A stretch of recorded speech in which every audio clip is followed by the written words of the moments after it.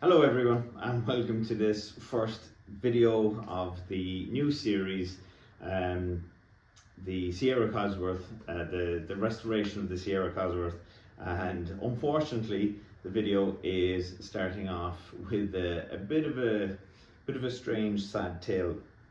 So for those of you that don't know, I purchased a 1988 crystal blue Sierra Sapphire Cosworth with no engine and gearbox, and an unfortunate chain of events happened on the way to get the Sierra Cosworth. And I'll go through them as quick as I can because it's quite a long story, and I actually recorded a video on this earlier, and it was 45 minutes long, so that's a bit long. So let me get through this as quick as possible. So bought the car, no engine and gearbox, great. It meant I could get a car, work on it, be looking for an engine and gearbox, get that, and be buying bits and pieces, and eventually have a car that over a 12-month period that we would be able to put a car together, and wouldn't have to fork out a massive amount of money all in one go, because Cosworths are quite expensive. So 20 years ago I had a black Sierra Cosworth, and it was a beautiful car, black. It had black leather, Escort Cosworth wheels. It had it was two-wheel drive. It had the vented bonnet. A lot of work done to it. About 380 horsepower. It was lovely, great car. I have very fond memories. I told my son Caleb about this car, and I crashed it. You see, that's where it disappeared. And I actually had another one after that, but it was never the same. And I sold that on. So anyway, I wanted to buy the Sierra Cosworth, and I wanted to build it exactly like the old one that I used to have, and Caleb was going to do the build with me, and it was going to be great, and so on and so forth. So anyway, found this car, no engine and gearbox, great. Did the deal, and it was in the UK. We had to go over to the UK for it, because with there being no engine and gearbox, no transport company would bring it back into the country, because obviously they couldn't drive it on and off the trailer and so on. So off we went. A friend of ours was driving his van. He was going to the UK anyway, and we had a trailer, rented a trailer, and off we went. And unfortunately we hit a patch of oil on the road, or a patch of diesel or whatever, on the way to the ferry, and had a head-on accident with another van on the way to the ferry port. Wrote the van off.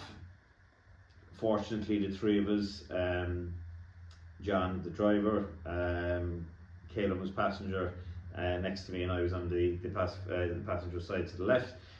All walked out fine, and the driver of the other vehicle walked out fine as well. Pretty nasty accident, I must say, and very surprising that nobody was actually hurt. So fantastic. Not fantastic, but fantastic that no one was hurt. Rented a van, took it on my garage insurance, my third party only garage insurance, and off we went. Got the Sierra Cosworth, great, everything was fine. John was going to London anyway. We dropped him off, and we continued up the motorway. And up the motorway we wanted to stop somewhere. I had originally planned on going out of Liverpool, but there was no cabins on that ferry, and it's quite a long crossing, so I wanted somewhere to sleep. So I said I'll sleep on the UK side and keep going up and go from Stranraer to Belfast and down. And cut a long story short, we got a hotel, and we got the Hilton Garden Inn in Doncaster, and it has quite a high security car park there, so we were told, and we were told it was very, very safe. Got there, went to check in, told the gentleman behind reception that I was concerned of where I'd parked. Was it safe? He said, don't worry, it's a barriered car park, CCTV all over it, and everything was fine. 90 minutes later, the Cosworth and trailer and van were stolen. We knew this when we got a knock on the door from two police officers telling us that it was somebody had masked men had come and broken into the van within seconds, and taken the van, the trailer, and the Cosworth, burst out through the barrier, and they were gone. And because I was in a rush getting out of the van that night, and it was absolutely lashing with rain, I left my passport in the door pocket of the van, because when we were getting onto the ferry, obviously we were handing out our ID and stuff like that, and passport was there. So unfortunately my passport was in there as well, and a chain of events just unfolded like nothing else. We couldn't believe it. We had been onto the police the next day to see if they had any, any update for us. They'd followed the van on CCTV, seen it go out of Doncaster to a site in a place called Bentley, and they'd flown a drone over the place the next day. But unfortunately, inside this particular site, there's quite a lot of lockups, and it was plain to be seen that the car was more than likely, or the van and the car was more than likely one of these lockups, and they didn't go searching in the lockups. Maybe they needed a specific warrant or what, I don't know. Anyway, later on that evening, after I'd managed to get Caleb on a flight out of the UK, I stayed in Doncaster to try and see could we get to the bottom of this ourselves, and we put up a social media post and it went viral, and there were sightings of the trailer and the Cosworth on it were heading south on the M1, and the first the first bit that we got was that it was whatever junction it was, and I checked it, it was 19 miles away from where we were, 19 minutes. And I tried in the hotel to convince people to give me their car, that I'd rent a car off them, that I'd give them, whatever, and no one would give me their car. So rang the police wouldn't do anything. I said, unless you have a reg number of what's towing it, then we can't do anything for you. So that was particularly annoying, because we told them it was an Audi A4 08 on model, 4 Asian drivers. It was white, convertible with a tow bar, towing a Brian James trailer with a white tarpaulin flapping in the wind and a blue Sierra Cosworth under the tarpaulin. In the back is on the M1. This is the junction number seen at 10 minutes ago. It's heading southbound. Now, surely with all that information, that was enough, but no. Unless they had a reg and they could put it on the ANPR, then it was useless. So in real time, we watched the car disappear, and the owner of the car, the previous owner of the car that I bought it off later on that day, was waiting at the bottom of the M1 by the M25, waiting for this thing to show up, and it never did. Absolutely gutted, to say the least. And it generated quite a lot of interest, I think, on the on social media, because it went quite viral due to the multiple shares in Ireland. It went viral in Ireland and in the UK. Chris Harris from Top Gear and TG, a lot of big names shared it, and it was fantastic. So it was difficult to watch it disappear in real time, and quite a lot of people have contacted us since, and what's going on, did you find the car, all the rest of it, and a GoFundMe was started. And the GoFundMe was started, and it was put into the Retro Cannonball group. And for those of you that don't know, I do the mechanical work on the Retro Cannonball group. So we have a run every year where we raise money for charity, and it's retro cars, and there's always a few breakdowns and stuff, and I kind of see after that. And we've built up quite a good friend group in that, and it's a great bunch of people, and they're a very giving bunch, and great camaraderie. And they started to donate into the GoFundMe, and that was fantastic. And then Alan Bannon, the CEO of Cannonball Ireland, put it on the Retro Cannonball Ireland page, and it's started to be shared around since. And it's fantastic to see the donations coming in, and the donations that are coming in are to fund the next project. We are still looking for a Sierra Cosworth, two-wheel drive, must be two-wheel drive. And we're looking to document the build, and once it's completed, it's going to be car number one on the road on the Retro Cannonball every year. It's going to start all the events off, and it's going to be the first one across the finish line, providing it doesn't break down. And it's going to highlight, I think, everything that the Cannonball is about: solidarity, fundraising for we do a lot of fundraising. There's millions and millions of euros being raised for charities, and I think it's a very, very noble thing for everybody got together in the Cannonball to help me, and I'm very touched by it. And and that car is going to signify not just that solidarity and all of that, but it's also going to signify security. And I'd like to bring this to everyone, and I would like to say that if you've any possession that's near and dear to you, please try and have some form of a tracking device, an immobilizer, something to slow it down.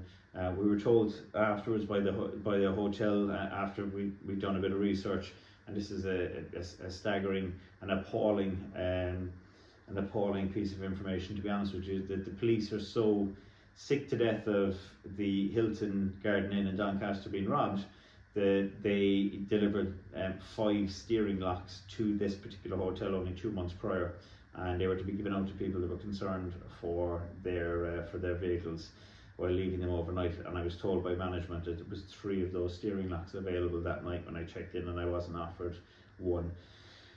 So that does raise a few eyebrows, and it does, there is some questions to be asked and answered there. But look, ultimately the car is gone, my passport is gone, the transit is gone, and the Brian James trailer is gone. So it's start again, and we're on the back foot financially for sure. I'm not in a position to lose that kind of money, but I'm not in a position to give up.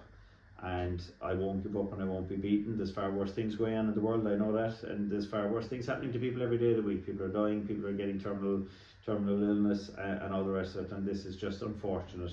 But I'm prepared to turn this into something positive. I want to bring you guys content on a regular basis and show you where we are with the story itself.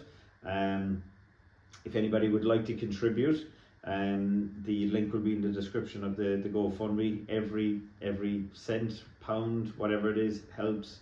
It'll all go towards the funding of the project, and ultimately then, this car is going to be on the retro Cannonball run. I'm going to be taking it to major sporting events as well, motorsport events. I'm hoping whenever we have one completed, it'll be at the likes of, all the big motorsport events in the UK. And it'll be there, and the story and the legacy of it will go on. And ultimately that's what I would like to come from this, is just to raise awareness around security and around deterrence, because crime is at an all-time high in the UK, and it's coming to Ireland. It's here already. It's not as bad as it is in the UK, but the world is turning into quite a nasty place, and we need to do as much as we can to raise awareness around that. And we're all a bit too lax when it comes to security. I know I am anyway, for sure. Even though I locked the van that night, and I do have the keys of the transit. I was left with the keys of the transit and the keys of the Sierra Cosworth, and that's what's left out of about 25,000. So that's that. The link is in the description, guys. We'll be bringing regular content, so if you please like to share this video, and also if you would subscribe and hit the notification button as well, you'll see when the next video is coming. We're going to keep the videos coming hot and heavy. This is just a sit down. This is just a basic what's going on and what to expect. There will be much more animation hopefully in the next one. If there's anybody watching this that wants to get involved and help sponsor an episode, that's something that we're open to doing as well. We will be looking at having episodes sponsored by businesses, whoever, whether it's something, a brand you want to advertise, or whether it's tracking devices you want to advertise, or whatever your product or service is. If you'd like to get on board with the project, I'm determined to push this and get this, make this go quite far. So if it's something that you want to get involved in, and if it's something that you think that you'd like to be a part of and or support, then feel free to get in contact. I will also leave my Instagram handle in the description below as well. You'll be able to get me on that, and I'll also leave any other points of contact on there as well, so feel free to reach out. If you don't want to donate, or you don't want to sponsor an episode, that's absolutely fine. Feel free to, it's free to watch, jump on, just hit the like and subscribe, please, and that will help the channel gather a bit of momentum as well. So that's it, guys. Okay, that is it until I have another update. We'll be keeping the videos coming in quite regularly. So don't worry, you won't be waiting too long for the next one. So until the next one, thank you all for watching. Talk to you all very soon.